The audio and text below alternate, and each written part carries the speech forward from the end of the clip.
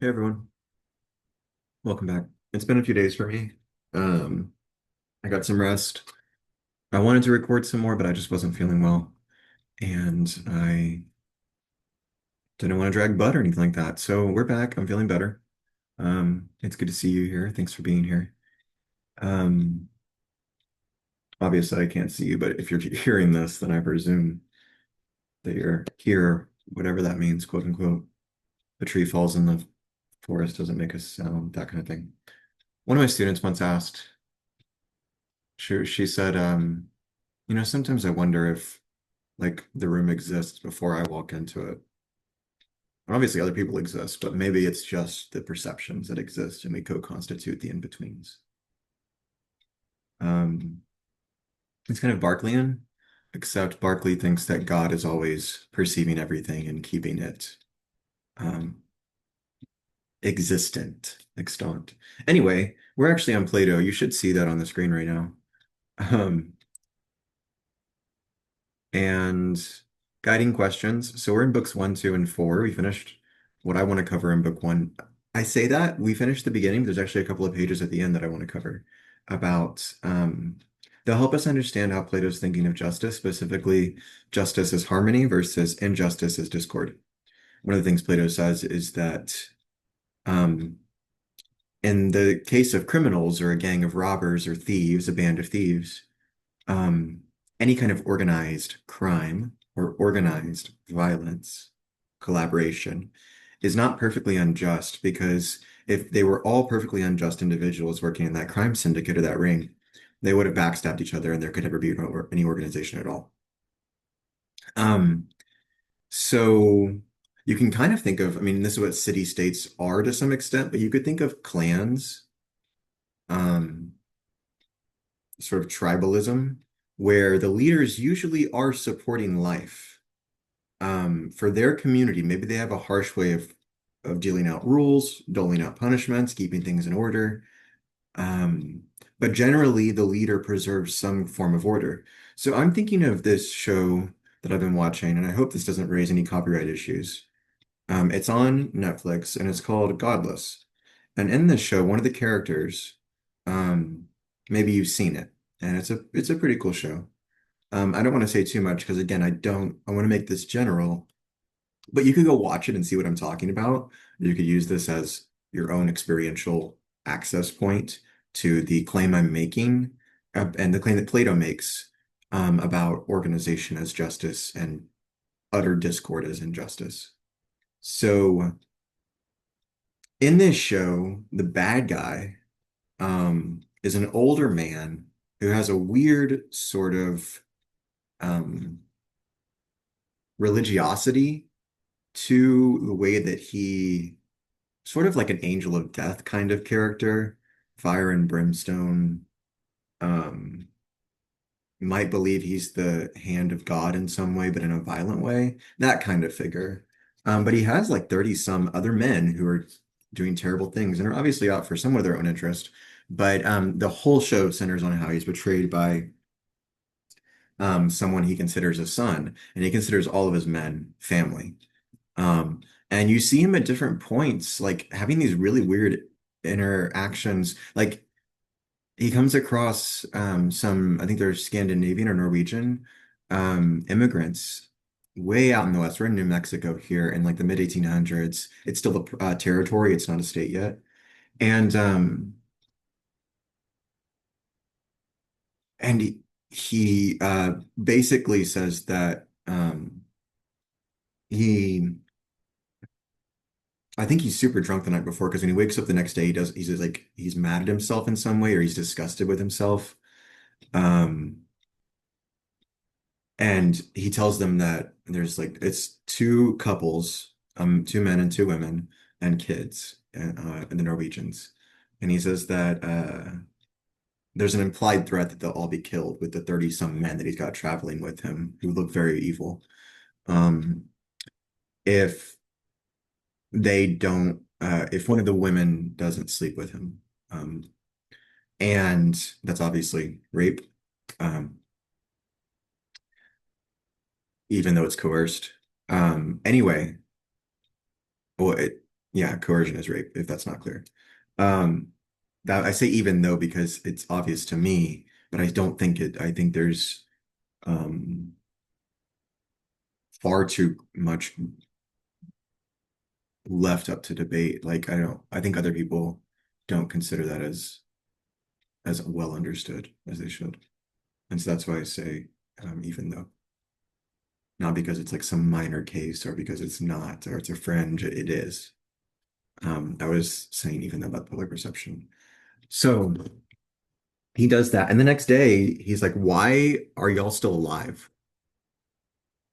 You should not have preserved your life. You should not have let me do that to your wife.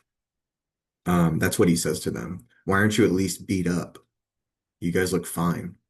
I like he doesn't remember what happened, but he knows that because they're not like that's how drunk he was, right? And it's so weird to have that mixture in like the main bad guy in the show. And this is a man who him and his gang set fire to a town, killed hundreds of people. Like he kills hundreds of people. Um, and he robs, but there's some like local solidity and integrity to the way that he deals with his comrades and his affairs. So on the one hand, a band of thieves isn't perfectly unjust, and um, on the other hand, what leads to material injustices, like these people doing those things, um, also isn't what we'd consider like perfectly unjust. Um, it's not that it's appropriate, but it is that it's more complicated how it comes about.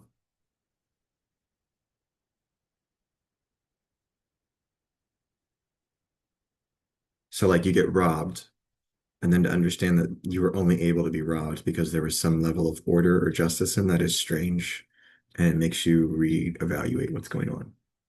And there may be some intentional aporia. We talked about aporia in Plato before. Aporia is the height of confusion, sometimes intentionally sought after or produced by dialogue, meant to bring about a certain effort or tension in the reader or listener so that they can access for themselves um, a first philosophy or a consciousness of a certain thing with a certain thing. Okay. So would someone be happy with the Ring of Gyges? The Ring of Gyges, well, that's the rest, that's kind of the arete from book one. That's why I talked about the character from that TV show and how, and the sort of solidity or integrity of justice, mixed with certain violations of that justice, to take advantage of others. And that's what this family-esque gang robber leader does. Um,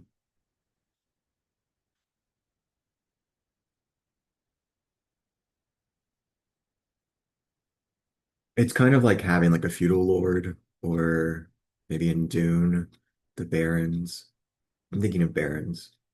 Um, so then book two, which is where we're gonna have, like I said, we're only gonna read like 2 pages from the end of book one, 2 pages from the beginning of book two, and then we'll do book four. Um, the Ring of Gyges, you should have watched the video. I should have put it in between the first one and this part two. And um, awesome video. Super grateful that I can use that educational resource. Really grateful for them making it, and shout out to TEDx and the people involved there. Again, don't want any copyright issues. Um, it's all for education. So there's a shepherd from Gyges. I don't think he has a name. Um, I think Gyges is the place, not the shepherd.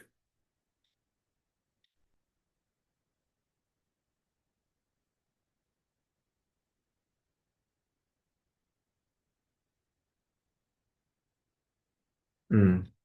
Okay, so Lydia is the place, and it's an ancestor of Gyges. I guess the ring gets passed on to Gyges. I don't know who Gyges is.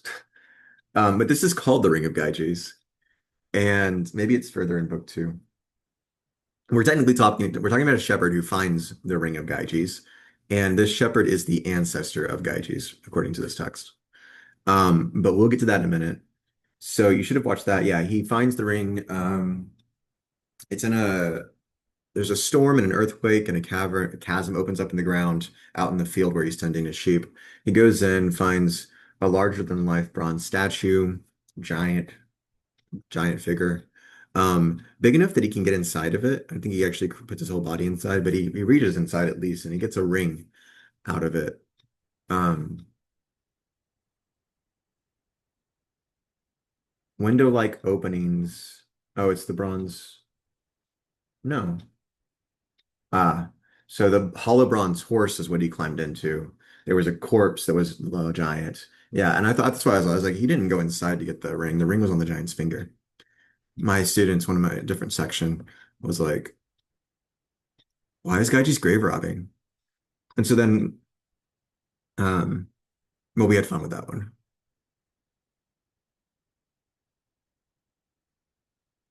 We were deciding if it's provincial or not, right? Like if this opens up and is given, we're toying around the idea of things being given to us by some higher power or something. So like, is Gaiji's grave robbing or was it put in his path and he got what he needed? And so I used the example of like starting a job in Manhattan, and I had to have a blue and white button up, checkered, preferably, plaid. I was a busser. It was for like a seafood place on the Upper East Side, fast casual seafood, in and out in 30 minutes, really good fresh fish, lots of options, like 10, 20 options, 10, 15 options. Um, Again, not going to cause any copyright issues by saying which place. There were a handful of them in Manhattan, and they're really lovely. Um, Great wine selection, pleasure working there, wonderful staff. I was still in my master's program at the time. Anyway, I was starting this job. I needed this kind of shirt, and I was broke. I didn't want to buy one. I couldn't afford one. I didn't really go looking for one, but I went for a walk. I was just walking. And there was one just hanging on the fence at an apartment. And I was like, oh, okay. Well, I don't want to take it. It might just be letting it dry or something. And so some woman came out of the building or went into the building. And I was like, hey, I need this exact shirt for a job. And I think it's like here because I need it and I'm being given it. Um, do you know if somebody like is like donating this, left it out on the street to get rid of, is letting it air dry? And she was like, no, it's been out there. I saw it earlier. It's been out here for hours. Take it. I think it's a gift. She's like, I think it's a gift. And so I took it and I wore it for a few months until I could afford um to buy another one. Got lots of butter and grease on that thing. I know it's gross, but that's what you do when I was we couldn't stack at the table, so you had to stack on your arms. Um,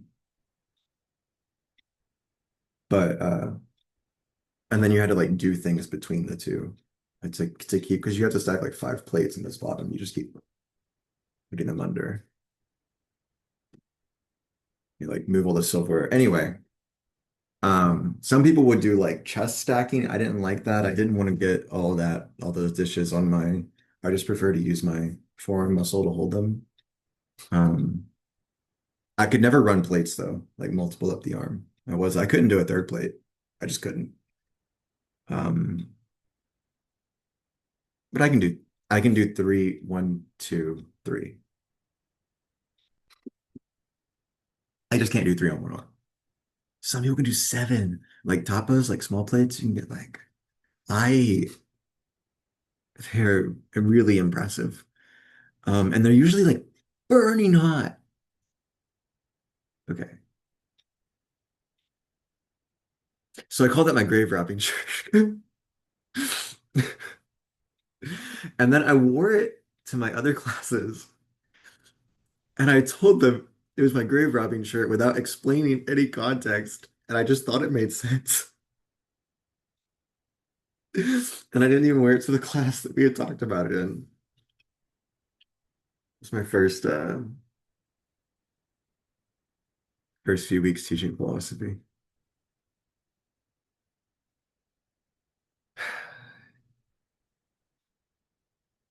So I was trying to have fun with them. I was trying to get them talking and um, just, I don't know, make it a good day. So we'll do that with Gyges. Oh yeah, Gyges finds the ring. He goes to like a meeting of the shepherd flocks where they report how well they're doing or not doing. And um, he accidentally is like fidgeting with the ring, and when he twists it a certain way, he becomes invisible. When he twists it off a certain way, it becomes visible again. And the text, what's crazy to me is the text says that they just go on talking as if he wasn't there. Excuse me. The ring towards himself to the inside of his hand. When he did this, he became invisible to those sitting near him, and they went on talking as if he had gone. Maybe there's more that Plato isn't telling us, or Socrates isn't telling us. Um,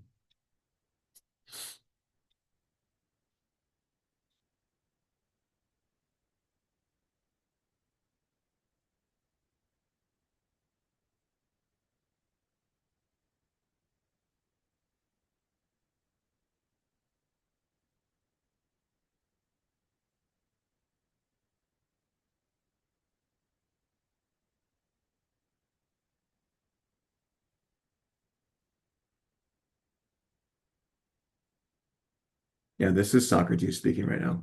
Um, Wait, no, this is Glaucon.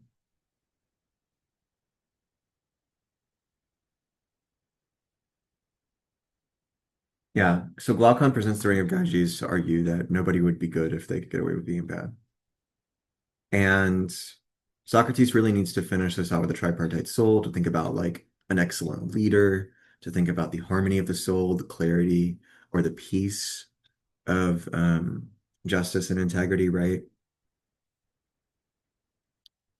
But laying all these out and thinking through them, they're very familiar to me because I've seen them before, so it's getting lost on me like you guys haven't seen this, so let's get it out there. Um, cool. And then in the part four, we'll do the tripartite soul. So would somebody be happy with the Ring of Gyges? The answer is no. Um, See what you think. I mean, a lot of my students end up saying yes. They think that somebody could get away with doing whatever they want, have all the material power they want, the wealth, the safety, the freedom, the individualism. And that's what they prefer. And the unjust person wouldn't be happy because they'd still be at war with themselves. They wouldn't have the peace of the soul. You should remember that from the video. They talk about that. And uh, and the just person would just never even use the Ring of Gyges. It would actually, to use it would corrupt them. And they wouldn't use it even for like some kind of um, good end, right? Plato doesn't think that there's like, it's not utilitarianism or consequentialism where the ends justify the means. Something shadowy or deceptive cannot be just for Plato.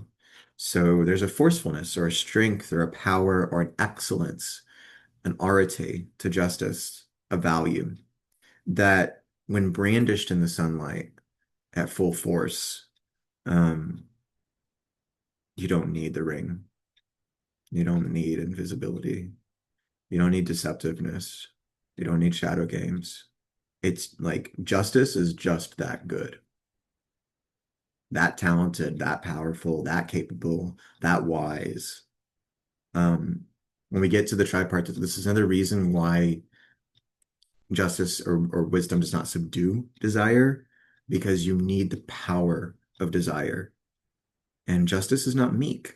It doesn't subdue the military or the soul is the spirit either. It's not, sorry, not soul, the spirit. It doesn't subdue the spirit either. Um, it's just wiser than them. And that's enough. Justice is justice enough to, I mean,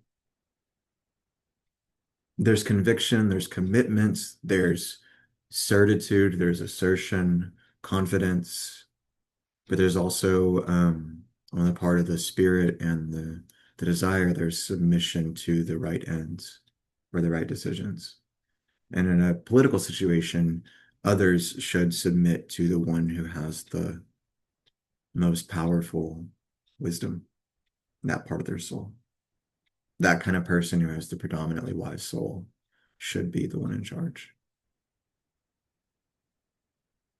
My rice just finished. Um, Now, again, Plato says that this person would not want to be in charge. They would never want to be in control of other people or have power over them. That is exactly why they would be a good person for that role. They would not abuse it. They would never um, profit themselves at the expense of others or behind closed doors. Um, and in fact, the only way that you get, so that's why you would want somebody who doesn't want to do it, because they wouldn't be selfish about it, power seeking or self-serving. They wouldn't abuse the power, and any bad decisions or difficult decisions or harmful decisions would be difficult to make, made with great pain and conviction, bearing the responsibility. Um,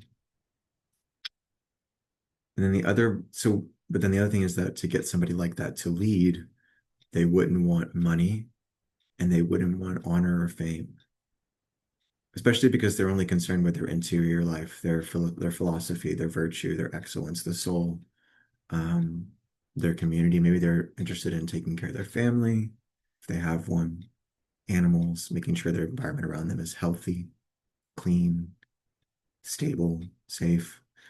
Anyway, um, the so what you do instead, and I believe this is the end of book 4, if not the beginning, but I think it's somewhere in there. So maybe it's 7. We should read this. You punish them just naturally by being forced to live under the rule of somebody less competent than they are. So it's insufferable to have somebody making bad decisions when you could easily be making better ones, and those decisions are hurting you. Plato basically says this is the only way you get a good person to take up the mantle is the punishment of not of being ruled by somebody dumber, less wise, which sucks.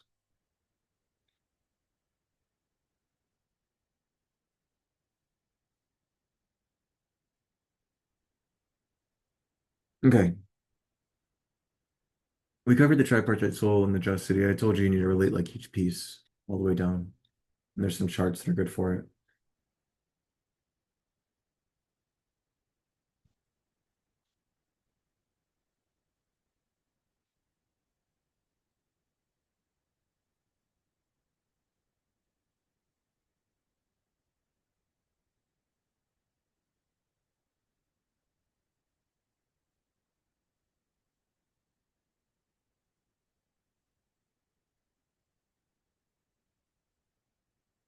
All right, so here's where I think he talks about the partial versus complete injustice. Um,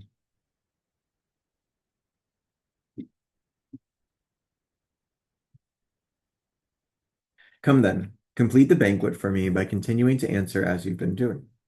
We have shown that just people are cleverer and more capable of doing things, while unjust ones aren't even able to act together. For when we speak of a powerful achievement by unjust men acting together, what we say isn't altogether true. They would never have been able to keep their hands off each other if they were completely unjust. But clearly there must have been some sort of justice in them that at least prevented them from doing injustice among themselves at the same time as they were doing it to others. And it was this that enabled them to achieve what they did. When they started doing unjust things, they were only halfway corrupted by their injustice. For those who are all bad and completely unjust are completely incapable of accomplishing anything. These are the things I understand to hold, not the ones you first maintained. Um, We must now examine, as we proposed before, whether just people also live better and are happier than unjust ones. I think it's clear already that this is so, but we must look into it further since the argument concerns no ordinary topic but the way we ought to live. And in book one, like between the parts that we skipped, there were a lot of different conceptions of justice that were aired out. Justice is giving what is owed to people. Justice is giving what seems to be owed to people. Justice is what give, etc. Um, call me sacrilegious. I skipped those. They're in the PDF. They're annotated, but I just go ahead and look. I will. Tell me. Do you think there is such a thing as the function of a horse? This is where we get into function, purpose, telos, and arete. Telos is like a goal or a purpose. And when there's a, and so a teleology is to think that like a fish is meant to swim because it has organs designed for the purposes of swimming. Evolution shows us that that's a mutually refining process. The adaptations happen randomly, and then the ones that fail die out. They don't reproduce as well as the ones that thrive. And so those random adaptations and mutations are beneficial to sustaining life. Um, and so there's a like a reflexive or a mutual or a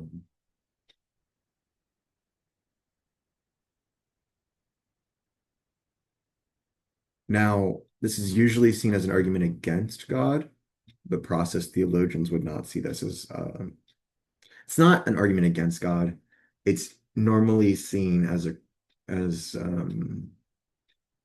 undermining the validity of the watchmaker argument or the argument by intelligent design for God's existence. Um, but I think that, yeah, a process theologian would still say that evolution can be intelligent design. Um, so the function of a horse, then we get to the function of the soul and the excellent soul or um, administrating and taking care of others. I do. And would you define the function of a horse or of anything else as that which one can do only with it or best with it? I don't understand. Let me put it this way. Is it possible to see with anything other than the eyes? Other than eyes? Certainly not. Or to hear with anything other than ears? No. Then we are right to say that seeing and hearing are the functions of eyes and ears. Of course. What about this? Could you use a dagger or a carving knife or lots of other things in pruning a vine? Of course. But wouldn't you do a finer job with a pruning knife designed for the purpose than with anything else? You would. Then shall we take pruning to be its function? Yes. Now, I think you'll understand what I was asking earlier when I asked whether the function of each thing is what it alone can do or what it does better than anything else. I understand, and I think that this is the function of each. All right.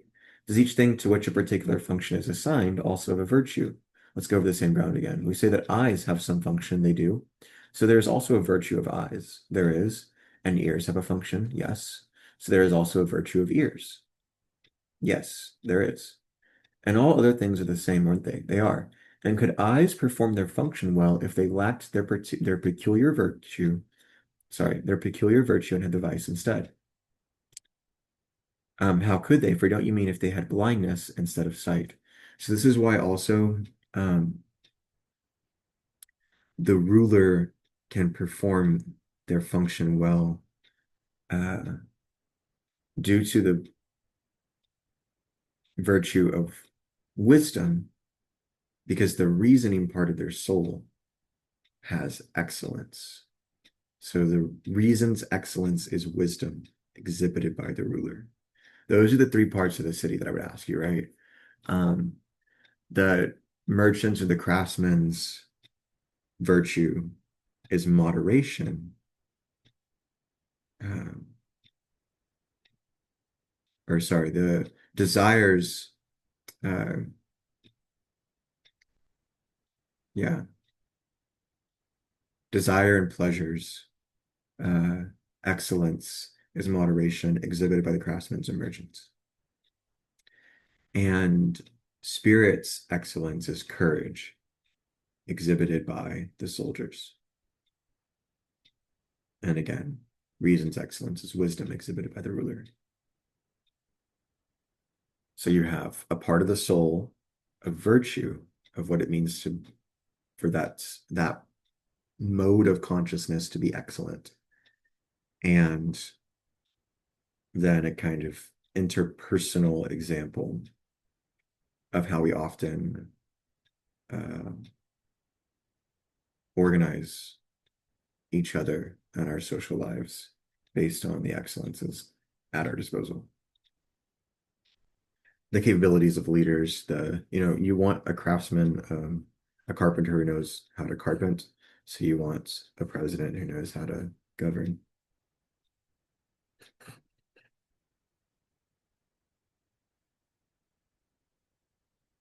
All right.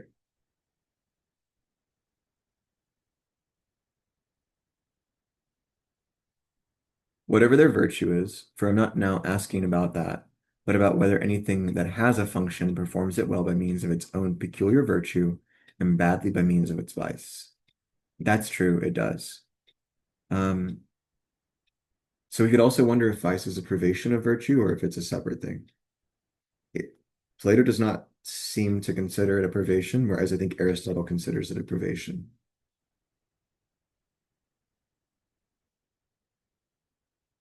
I'm not sure.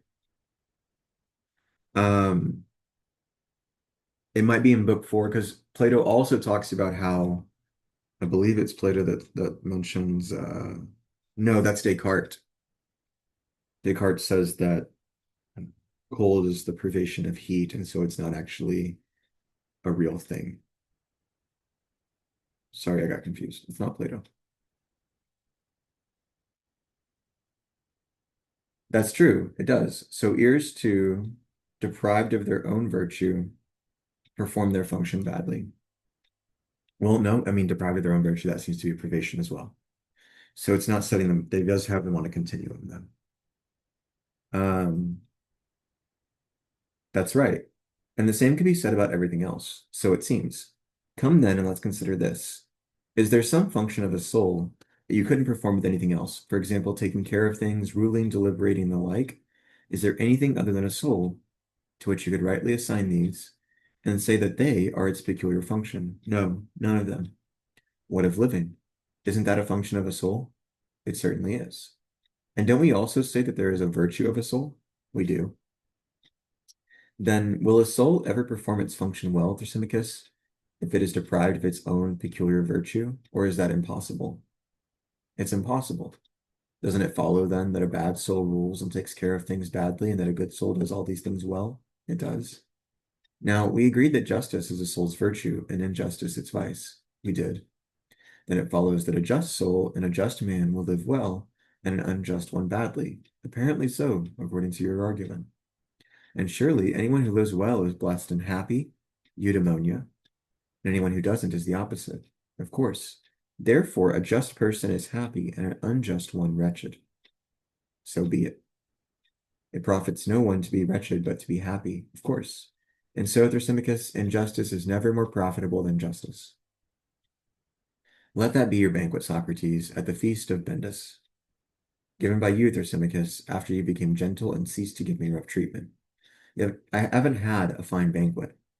But that's my fault, not yours. I seem to have behaved like a glutton, snatching at every dish that passes and tasting it before properly savoring its predecessor, before finding the answer to our first inquiry about what justice is. I let that go and turned to investigate whether it is a kind of vice and ignorance, or a kind of wisdom and virtue. Then an argument came up about injustice being more profitable than justice, and I couldn't refrain from abandoning the previous one and following up on that. This is what I was saying earlier. So he gets kind of pulled off course in the first book and has to address this. Hence, the result of the discussion, as far as I'm concerned, is that I know nothing. For when I don't know what justice is, I'll hardly know whether it is a kind of virtue or not, or whether a person who has it is happy or unhappy.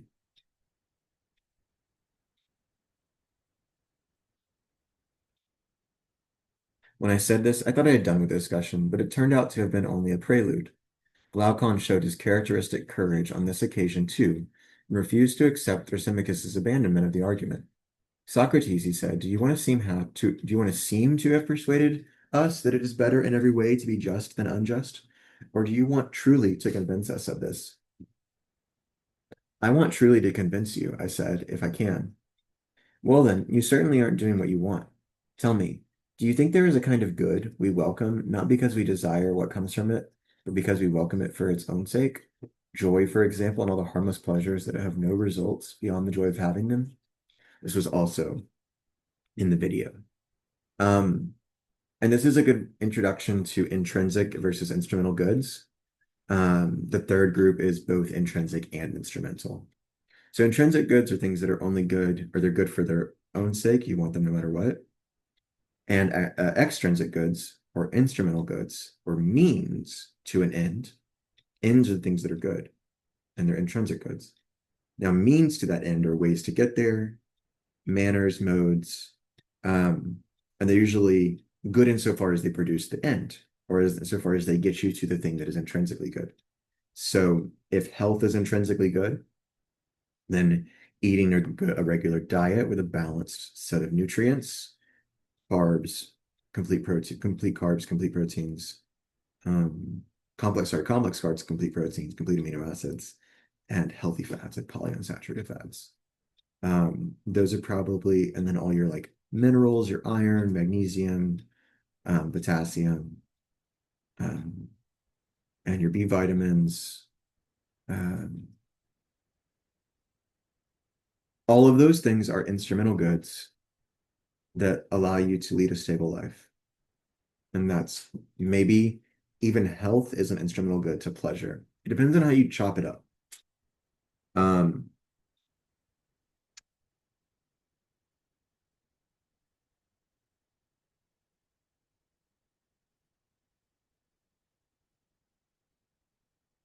so we'll see this again. I mean, it's common to think about this for Aristotle, Kant, and Mill, Bentham and Mill. The three main normative ethical theories. Virtue ethics in ancient philosophy with Aristotle, and we're doing some virtue ethics with Plato too. But Aristotle and Nicomachean ethics really systematizes it for us. But we see it like aired out in a helpful way in the dialogues I picked in Plato. Deontology also, in deontology, the right thing to do always determines you can never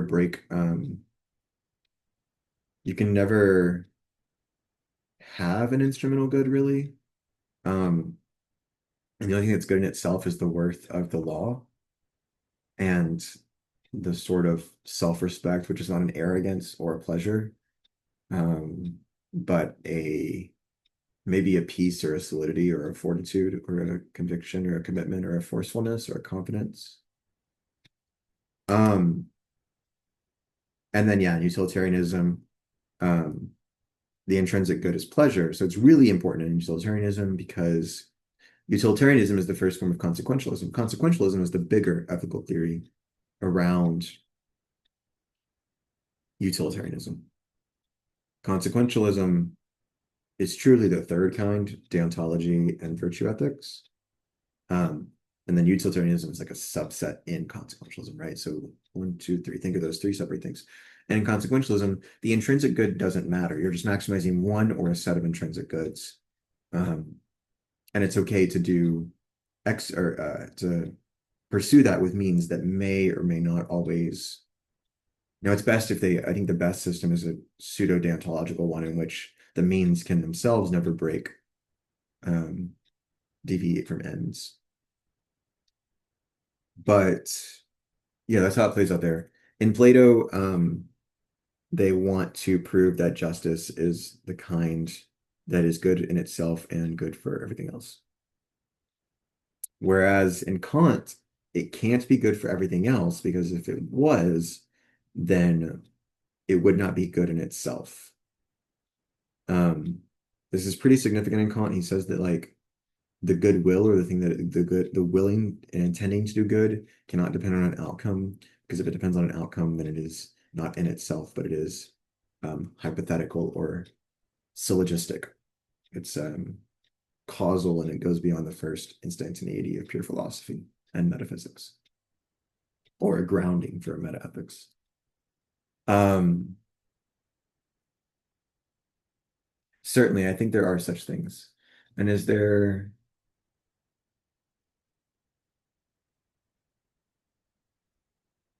so this first one is the intrinsic good. Um, I think there are such things that are good for themselves, like pleasure and joy. Is there kind of a good we like for its own sake and also for the sake of what comes from it? Knowing, for example, and seeing and being healthy. We welcome such things, I suppose, on both counts. Yes. And do you also see a third kind of good, such as physical training, medical treatment when sick, medicine itself, and the other ways of making money? We see that these are onerous but beneficial to us. We wouldn't choose them for their own sakes, but for the sake of the rewards and other things that come from it. So this one is the instrumental goods. Second one is both at the same time. Where do you put justice? I myself put it among the finest goods, valued by anyone who is going to be blessed with happiness as something, both because of itself and because of what comes from it. That isn't most people's opinion. They'd say that justice belongs to the onerous kind and is to be practiced for the sake of the rewards and popularity that come from a reputation for justice, but is to be avoided because of itself as something burdensome. I know that's the general opinion. Thrasymachus faulted justice on these grounds a moment ago and praised injustice, but it seems that I'm a slow learner. Come then and listen to me as well, and see whether you still have that problem, for I think that Thrasymachus gave up before he had to, charmed by you as if he were a snake. But I'm not yet satisfied by the argument on either side. I want to know what justice and injustice are, and what power each itself has when it's by itself in the soul. I want to leave out of account their rewards and what comes from each of them. So if you agree, I'll renew the argument of Thrasymachus. First, I'll state what kind of thing people consider justice to be and what its origins are. Second, I'll argue that all who practice it do so unwillingly, as something necessary, not as something good. Third, I'll argue that they have good reason to act as they do, for the life of an unjust person is, they say, much better than that of a just one. It isn't, Socrates, that I believe any of that myself. I'm perplexed, indeed, and my ears are deafened listening to Thrasymachus and countless others. But I've yet to hear anyone defend justice in the way I want, proving that it is better than injustice. I want to hear it praised by itself, and I think that I'm most likely to hear this from you. Therefore, I'm going to speak at length in praise of the unjust life, and in doing so, I'll show you the way I want to hear you praising justice and denouncing injustice. But see whether you want me to do that or not. I want that most of all. Indeed, what subjects could someone with any understanding enjoy discussing more often? Excellent.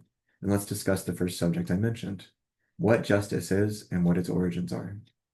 They say that to do justice is naturally good, and to suffer injustice bad, but that the badness of suffering it so far exceeds the goodness of doing it, that those who have done it and suffered injustice and tasted both, but who lack the power to do it and avoid suffering it, either from others or from getting in trouble from it, decide that it is profitable to come to an agreement with each other neither to do injustice nor to suffer it.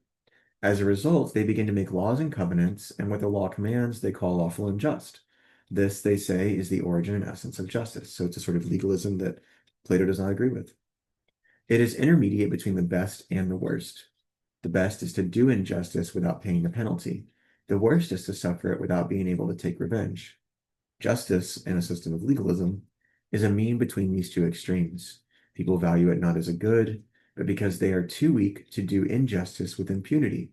Someone who has the power to do this, however, and is a true man, I don't like that, wouldn't make an agreement with anyone to do injustice in order not to suffer it. For him, that would be madness. This is the nature of justice, according to the argument, Socrates, and these are its natural origins. We can see most clearly that those who practice justice do it unwillingly, and because they lack the power to do injustice. If in our thoughts we grant to a just and an unjust person the freedom to do whatever they like, we can then follow both of them and see where their desires would lead, and will catch the just person red-handed traveling the same road as the unjust. The reason for this is the desire to outdo others and get more and more. This is what anyone's this is what anyone's nature naturally pursues as good, but nature is forced by law into the perversion of treating fairness with respect. The freedom I mentioned would be most easily realized if both people, the good and the bad person, had the power they say the ancestor of Gyges of Lydia possessed. The story goes that he was a shepherd in the service of the ruler of Lydia. There was a violent thunderstorm, and an earthquake broke open the ground and created a chasm at the place where he was tending his sheep. Seeing this, he was filled with amazement and went down into it. And there, in addition to many other wonders of which we're told, he saw a hollow bronze horse. There were window-like openings in it, and, peeping in, he saw a corpse which seemed to be of more than human size, wearing nothing but a gold ring on its finger. He took the ring and came out of the chasm. He wore the ring at the usual monthly meeting that reported to the king on the state of the flocks, and as he was sitting among the others, he happened to turn the setting of the ring towards himself to the inside of his hand. When he did this, he became invisible to those sitting near him, and they went on talking as if he had gone. He wondered at this, and fingering the ring, he turned the setting outwards again and became visible. So he experimented with the ring to test whether it indeed had this power, and it did. If he turned the setting inward, he became invisible. If he turned it outward, he became visible again. When he realized this, he at once arranged to become one of the messengers sent to report to the king. And when he arrived there, he seduced the king's wife, attacked the king with her help, killed him, and took over the kingdom. Let's suppose then that there were two such rings, one worn by a just and the other by an unjust person. Now, no one, it seems, would be so incorruptible that he would stay on the path of justice or stay away from other people's property when he could take whatever he wanted from the marketplace with impunity, go into people's houses and have sex with anyone he wished, kill or release from prison anyone he wished, and do all the other things that would make him like a god among humans. Rather, his actions would be in no way different from those of an unjust person, and both would follow the same path. This, some would say, is a great proof that one is never just willingly, but only when compelled to be. No one believes justice to be a god when it is kept private, since wherever either person thinks he can do injustice with impunity, he does it. Indeed, every man believes that injustice is far more profitable to himself than justice, and any exponent of this argument will say he's right.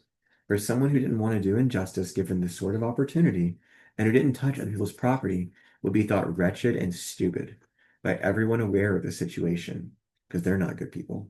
Though, of course, they'd praise him in public, deceiving each other for fear of suffering injustice. So much for my second topic. I would not do this, obviously. So, as for the choice between the lives we're discussing, we'll be able to make a correct judgment about that only if we separate the most just and the most unjust. Otherwise, we won't be able to do it. Here's the separation I have in mind. We'll subtract nothing from the injustice of an unjust person, and nothing from the justice of a just one, but we'll take each to be complete in his own way of life. So this is where the unjust person will get away with everything, and the just person will never receive any kind of credit for all their work. First, therefore, we must suppose that an unjust person will act as clever craftsmen do. A first-rate captain or doctor, for example, knows the difference between what his craft can and can't do. He attempts the first, but lets the second go by, and if he happens to slip, he can put things right. In the same way, an unjust person's successful attempts at injustice must remain undetected if he is to be fully unjust. Anyone who is caught should be thought inept, for the extreme of injustice is to be believed to be just without being just, and our completely unjust person must be given complete injustice. Nothing may be subtracted from it. We must allow that while doing the greatest injustice, he has nonetheless provided himself with the greatest reputation for justice. If he happens to make a slip, he must be able to put it right. If any of his unjust activities should be discovered, he must be able to speak persuasively or to use force. And if force is needed, he must have the help of courage and strength and of the substantial wealth and friends with which he has provided himself. Having hypothesized such a person, let's now in our argument put beside him a just man who is simple and noble, and who, as Aeschylus says, doesn't want to be believed to be good, but to actually be so. We must take away his reputation, for a reputation for justice would bring him honor and rewards, so that it wouldn't be clear whether he is just for the sake of justice itself, or for the sake of those honors and rewards. We must strip him of everything except justice, and make his situation the opposite of an unjust person's. Though he does no injustice, he must have the greatest reputation for it, so that his justice may be tested full strength, and not diluted by wrongdoing, and that what comes from it. Let him stay like that unchanged until he dies, just, but all his life believed to be unjust. In this way, both will reach the extremes, the one of justice and the other of injustice, we'll be able to judge which of them is happier. Woo!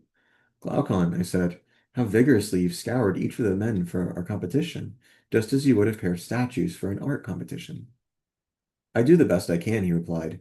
Since the two are as I've described, in any case, it shouldn't be difficult to complete the account of the kind of life that awaits each of them, but it must be done. And if what I say sounds crude, Socrates, remember that it isn't I who speak, but those who praise injustice at the expense of justice.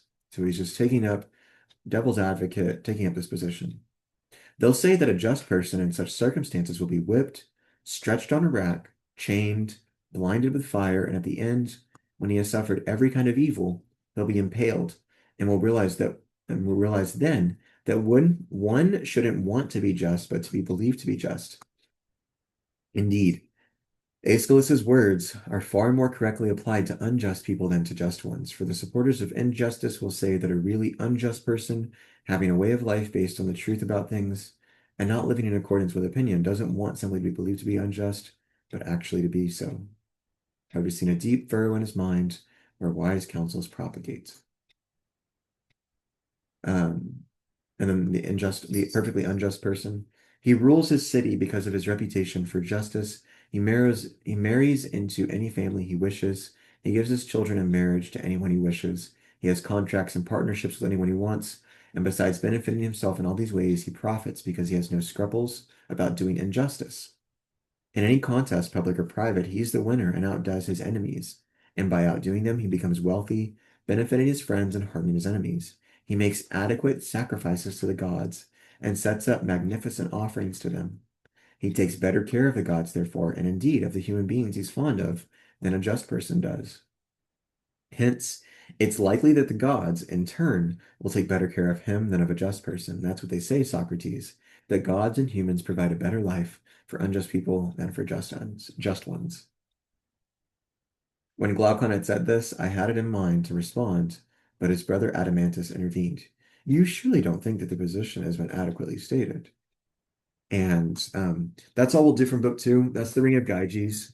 Um, no, the position has not been adequately stated, but we don't have time to cover it in this course design, this section, this introductory class. Um, we'll go to book four from here in the next video. I think that'll probably take 2 videos. And hopefully that wraps up the first series on the Republic, and we'll do 6 and 7 in a separate series. All right, thank you guys. I got Winchester right here. I am a little bit behind, running late. Come here, buddy. And Sophia's eating and drinking. Good boy. All right, bye guys. Y'all have a good week. Thanks for being here. Ooh.